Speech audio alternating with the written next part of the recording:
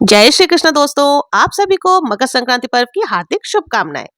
मकर संक्रांति एक ऐसा पर्व है जिसे सूर्य के मकर राशि में प्रवेश करने पर मनाया जाता है और ये दिन विशेष रूप से दान, धर्म और पुण्य के लिए अत्यंत शुभ माने गए हैं।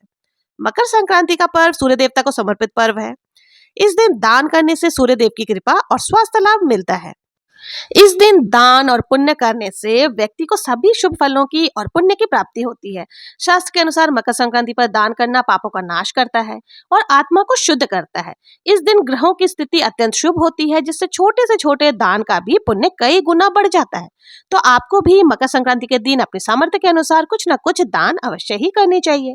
मकर संक्रांति के दिन दान की जाने वाली ये शुभ कार्य को की जाने वाली संख्या में 14 की संख्या का विशेष महत्व है। इस दिन आप 14 की संख्या में यानी कि 14 दीप जलाकर दीपदान कर सकते हैं। 14 अलग अलग जगह पर दीपदान कर सकते हैं। इसके अलावा 14 ऐसी खास वस्तुएं हैं जिनके भी दान आप मकर संक्रांति के दिन कर सकते हैं। वैसे तो आप इन सभी 14 चीजों का दान कर सकते हैं। यदि आपके सामर्थ्य सभी सामग्रियों का दान करने की ना भी हो तो जितनी भी सामग्री आपने दान के लिए लिया है या दान में देना संभव हो, आप उनका दान जरूर से करें। तो चलिए आपको बताते हैं ये 14 चीजें कौन कौन सी हैं, किस प्रकार से आपको दान देना चाहिए और कौन सी ऐसी वस्तुएं हैं जिनका दान आपको संक्रांति के दिन भूल से भी नहीं करनी चाहिए। मकर संक्रांति पर कुछ ऐसी वस्तुएं हैं जिनका विशेष रूप से दान देना बहुत ही शुभ माना जाता है, क्योंकि जब हम अपने अंतिम समय के सफर पर होते हैं तो गरुड़ पुराण में वर्णन मिलता है कि किस किस प्रकार की आवश्यकताएं हमें उस पद पर पड़ती है। उस पद पर जो हमें आवश्यकताएं पड़ती हैं, यदि उस प्रकार का दान हमने यहाँ धरती पर रहते हुए कर लिया है तो उस पद पर हमें उसकी सहायता अवश्य ही मिलती है। जीवात्मा को एक ना एक दिन नरक के रास्ते से गुजरना ही पड़ता है। इस जन्म में जो जो कर्म किए हैं उन सभी का फल नरक में अवश्य ही मिलता है। और यदि आपने जीते जी मकर संक्रांति के दिन खास तौर पर इन वस्तुओं का दान किया जाए तो यही वस्तुएं आपको उस लोक में भी मिलेंगे जिसका आप लाभ ले सकेंगे।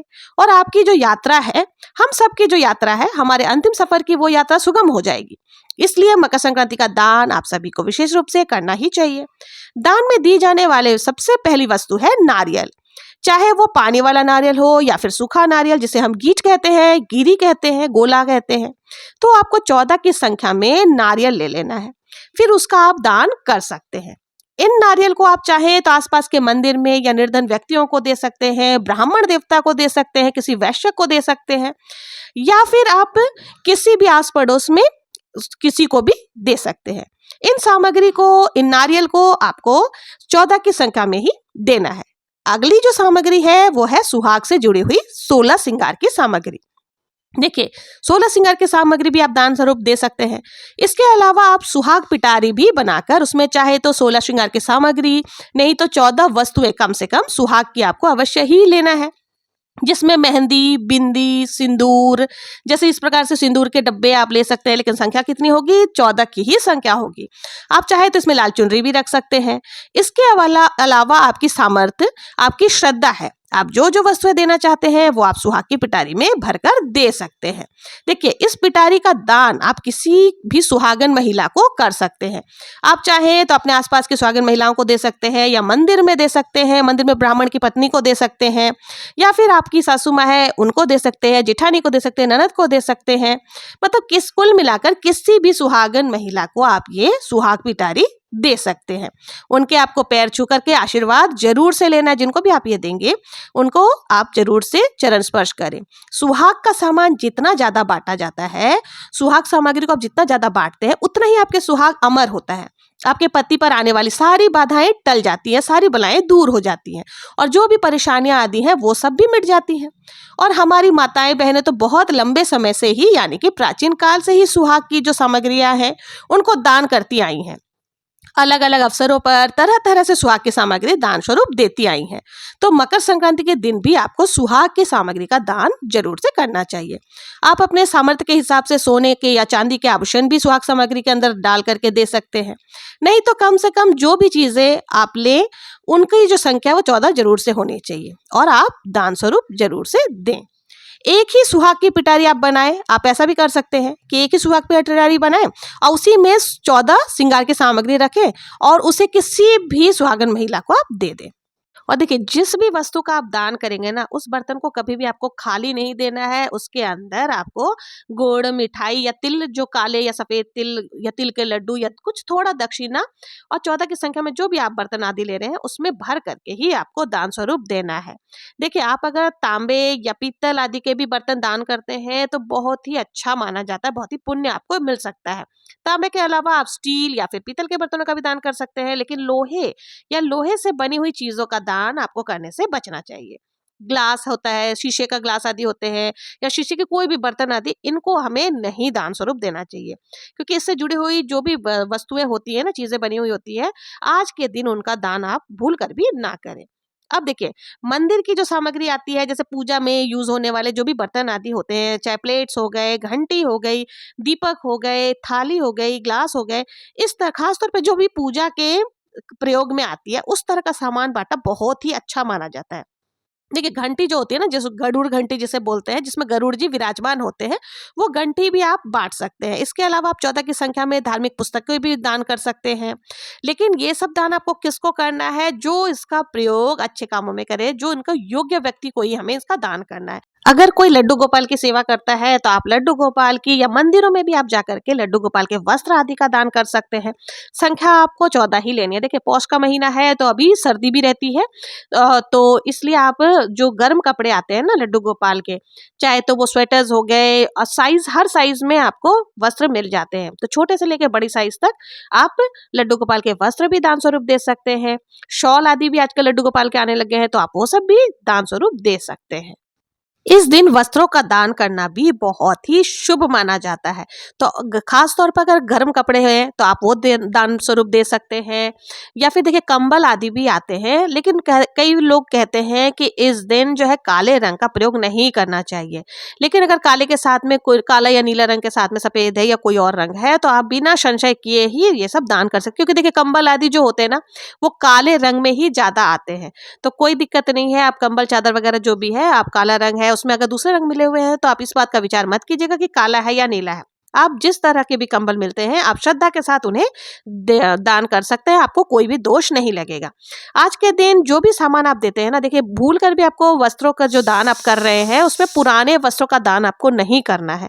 कुछ भी अपने सामर्थ्य के हिसाब से आप नया वस्त्र ही ला करके दान कर सकते हैं। इसके अलावा देखिए आप 14 साड़ियों का दान कर सकते हैं, या ब्लाउज पीस हो गई उसके ऊपर आप जो भी श्रृंगार सामग्री है वो रख करके दान कर सकते हैं। 14 जोड़ी जूते चप्पलों का आप दान कर सकते हैं। इसके अलावा मंदिर में जो भी वस्त्र आदि जो भगवान जी को धारण कराए जाते हैं वो सब आप दान स्वरूप दे सकते हैं। अब देख हम सभी को अपने जीवन में कुछ ना कुछ दान जरूर से ही करने चाहिए। कुछ ऐसी वस्तुएं हैं जिनका दान तो हमें अवश्य ही करना चाहिए। ये वस्तुएं हो गए जैसे जूते चप्पल हो गए, छतरी हो गए, अन्न का दान महादान माना जाता है। वैसे तो आपको हर खास अवसर पर ये दान पुण्य जरूर से करने चाहिए, लेकिन सबके सामर्थ्य ऐसी नहीं होती है। तो आप किसी भी विशेष अवसर पर, खासतौर पर मकर संक्रांति के दिन आप दान जरूर से करें। गरुड़ पुराण में यह वर्णन मिलता है कि अंतिम समय में हमारे द्वारा की गई जो दान की सामग्री है वही हमारे पथ को आसान बनाती है, वही हमें पाप और पुण्य के बीच का फर्क समझाती है, और जिस तरह के दान हमने इस जीवन में किए हैं उसी तरह की सुविधाएं हमें अपने दूसरे जन्म में या अपने दूसरे लोक में भोगने को मिलती है। इसलिए दीपदान का विशेष महत्व बताया गया है। तो दीपदान आपको अवश्य ही करनी चाहिए। दीपदान आप मिट्टी के दियों में भी कर सकते हैं। 14 जगह पर दीपक आप जला सकते हैं। जैसा कि आपको शुरू में मैंने बताया कि इसके अलावा आप जो भी धातु के दीपक आदि आते हैं, खासतौर पर पीतल या तांबे के दीपक आते हैं, आप उनका भी दान कर सकते हैं। इसके अलावा टॉर्च आदि का दान कर सकते हैं, क्योंकि दीपदान रोशनी का दान करना, इसकी अलग ही महिमा है। टॉर्च अगर आप दान करते हैं तो उससे भी रोशनी होती है। टॉर्च देखिए मकर संक्रांति को कई स्थानों पर खिचड़ी भी कहा जाता है, तो इसलिए इस दिन खिचड़ी का दान, यानी कि खिचड़ी यानी चावल में दाल आदि मिला करके इसका दान करना भी बहुत ही शुभ होता है। आप चाहे तो खिचड़ी बना करके भी दान कर सकते हैं, और नहीं तो जैसे चावल में उड़द मूंग आदि डाल करके भी आप दान स्वरूप दे सकते हैं। और देखिए खिचड़ी के जब आप दान करेंगे ना, तो आपको भूल से भी मिर्च का दान इस दिन नहीं करना है। खिचड़ी में जो भी सामग्री रखते हैं सभी का दान आप कर सकते हैं, लेकिन मिर्च आदि का दान आप नहीं करें। और खिचड़ी के साथ ही आप चाहे तो गुड़ हो गए, घी हो गए, तिल हो गए, ये सब भी दान कर हो सके तो आज के दिन आपको एक छोटा सा हवन भी जरूर से करना चाहिए, क्योंकि ऐसी मान्यता है कि अग्नि देवता के माध्यम से ही हमारे जो देवी देवता ये है या हमारे आराध्य देवी देवता अपने अपने हिस्से का भोग ग्रहण करते हैं, अपना भाग स्वीकार करते हैं। तो आज के दिन आप एक छोटा सा हवन करके, चाहे मिट्टी के बड़े से दीपक में आप थोड़ा सा हवन सामग्री डाल करके या गाय के उपले के ऊपर सुलगा करके हवन सामग्री डालना चाहिए और उसी के ऊपर लौंग का जोड़ा जो होता है उसको घी में डुबोकर प्रज्वलित करें। जलती हुई अग्नि में आप थोड़े से तिल, गुड़, रेवड़ी, गज्जक जो भी आपके पास है या मिठाई आदि उनका भोग जरूर से लगाएं, देवता को समर्पित करें। इस तरह से आप मकर संक्रांति के दिन अग्नि देवता को ये भोग अर्पित करते सकते हैं। फिर आप ब्राह्मण देवता को भी फल, मिठाई, तिल, गुड़, घी, गज्जक आदि का सामग्री का दान देना चाहते हैं तो वो भी आप ब्राह्मण देवता को जरूर से दें। जिन भी सामग्री का आप दान दे रहे हैं उन सब की शुद्धि जरूर से कर लेनी चाहिए, यानी कि आपको कलप लेना चाहिए।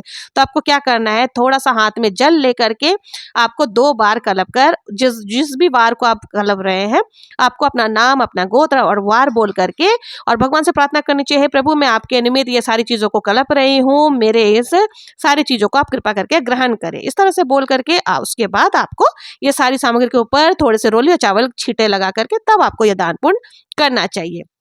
और देखिए अपने आराध्य देवी देवता से दान में दी जाने वाली सामग्री का पूर्ण रूप से परिवारजनों सहित आपके मित्रों को भी इस सबका शुभ फल की प्राप्ति हो, ऐसी प्रार्थना करनी चाहिए। और जो भी सुहाग सामग्री या फिर कपड़ों का आप दान कर रहे हैं तो आपको क्या करना है, जो भी महिला को आप दान स्वरूप देना चाहते हैं तो आपको आंचल में थोड़ा सा जल लेकर के उसके बाद आपको कलप लेना है और हाथ जोड़ करके प्रार्थना करने के, प्रभु आपके निमित्त ये सारी चीजें कलप रही हूँ, कृपा करके मेरे पूरे परिवार पर अपने आशीर्वाद बनाए रखेगा। इस प्रकार से हमें कलपने के बाद जो है सारी सामग्री जो भी हमने ली है उनको दान स्वरूप दे देना है।